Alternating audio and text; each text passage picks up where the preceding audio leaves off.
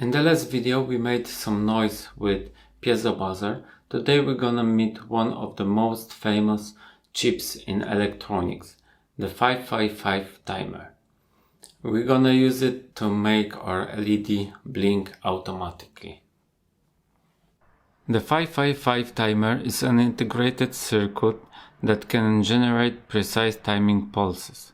It can work as an astable multivibrator, meaning it continuously switches on and off, or as an monostable for single pulses. In this project, we will use the astable mode to blink an LED automatically, instead of pressing a switch. Here is the datasheet for the NE555. Most datasheets include typical application circuits, like this one.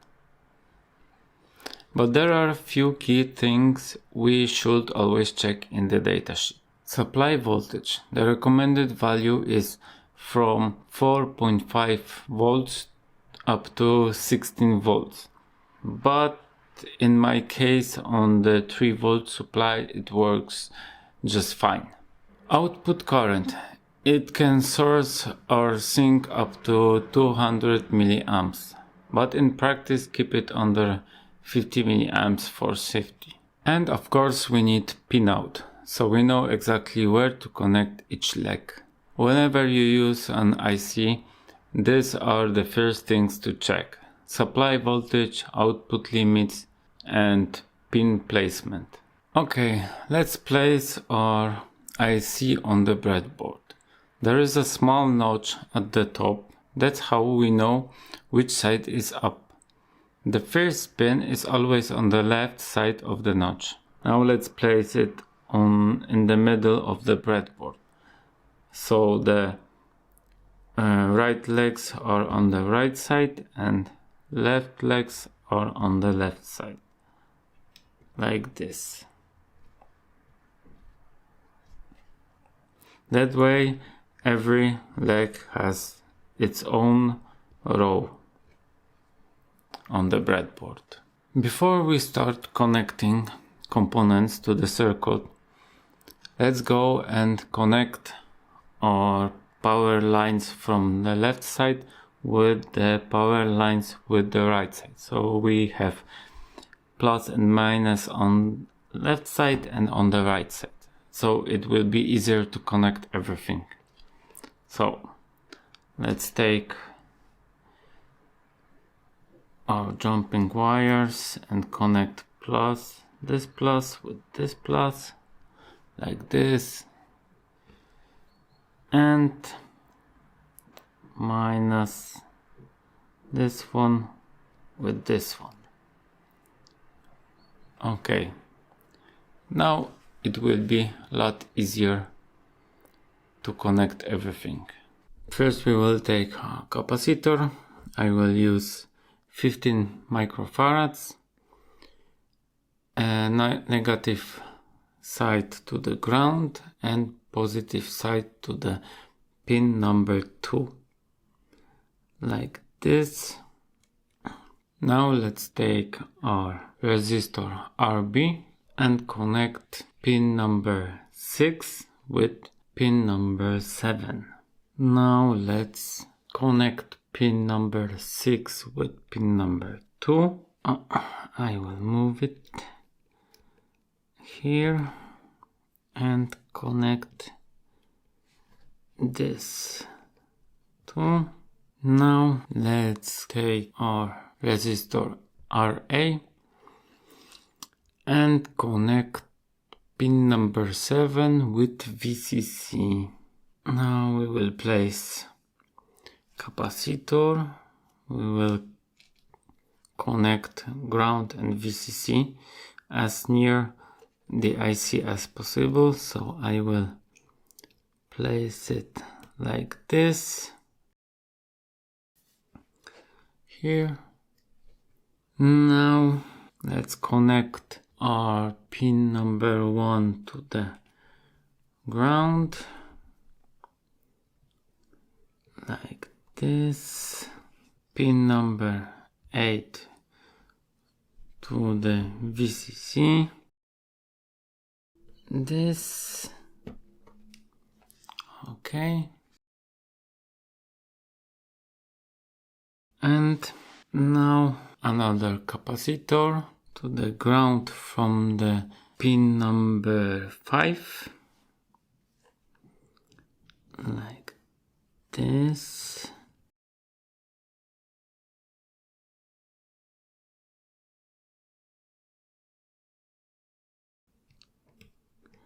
Like this.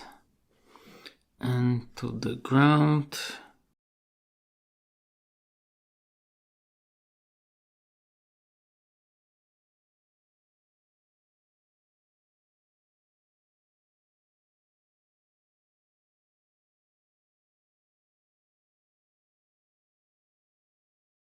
Pin number 4 to the VCC. Before we hook up the 555 timer on the breadboard, let's take a quick look at the schematic.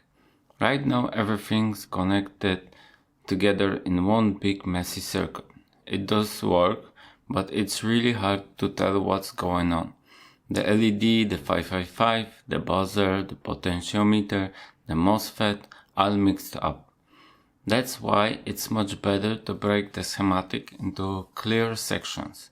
One for the timer, one for the LED, and one for the power. It makes the whole thing way easier to understand, to fix, and it drastically simplifies future upgrades. A clean schematic isn't just nicer to look at. It helps you think more clearly about the design. And from now on, I will only show you the parts that changed, not the entire schematic. That way it will be much easier to follow along. And now we can connect our 555 timer section with the LED. We will connect LED to the output pin on the 555 timer. First we have to remove this, and we will take transistor BC327, and we will connect collector from transistor to the negative side of LED like this. We will connect emitter from transistor to the ground like this, and now we have to connect base from the transistor to the output pin. We will use resistor 5K for that, because we don't want to connect it directly. I'll do something like this. And now we have to use jumper wires to connect this resistor with the base. Now we have to connect this with base like this, and this is it. It should work now. Let's see.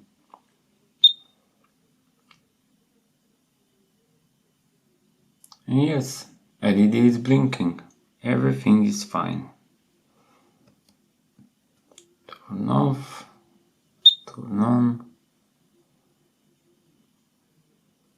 Perfectly. 555 timer has another feature. We can stop blinking with a switch. To do that, we will remove this jumper wire, which is connecting pin number 4 with VCC.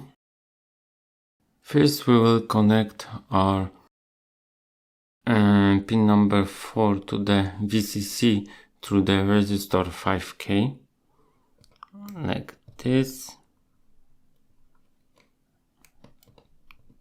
Like this. Now we have to connect switch to the ground, maybe maybe somewhere here. And we have to connect pin number 4 to the switch. Let's do it like this.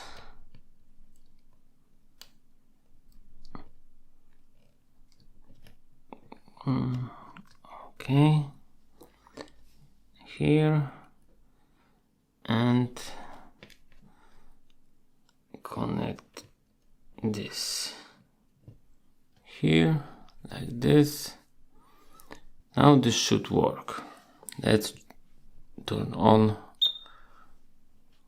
our circuit. LED is blinking. When I turn on switch, blinking stops. Turn on. When I turn off, it's blinking again. Turn on, it stops. Now I connected scope to our circuit so we can clearly see the difference between the high and low pulse duration. Normally, an LED connected directly to the output of the NE555 lights up when the output goes high. However, in our setup, the LED negative side is connected through a transistor, so the behavior is inverted. When the output is high, the LED turns off. You will notice that the high and low times are not equal, even if we use two resistors with the same value. That's because the capacitor charges through both resistors, RA and RB, but discharges only through RB. As a result, the high state lasts longer than the low one. To fix this, we will add a 1N4148 diode in parallel with resistors RB. This way the capacitor will charge only through RA, while the discharge path will still go through RB. With this modification, if RA and RB are equal, the duration of the high and low states will be much closer to each other. Now, let's take our diode and we will connect it between these two resistors. We will take positive side without the black markings and we will connect it between these two resistors, and the negative side with the black marking we will connect to the 6th pin of the 555 timer, like this here. And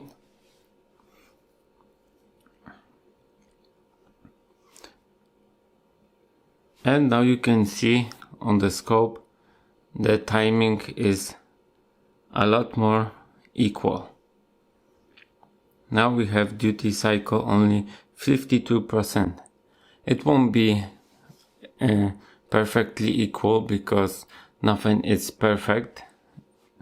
We don't have perfectly equal resistors, so there will be some difference, but it's a lot closer than before.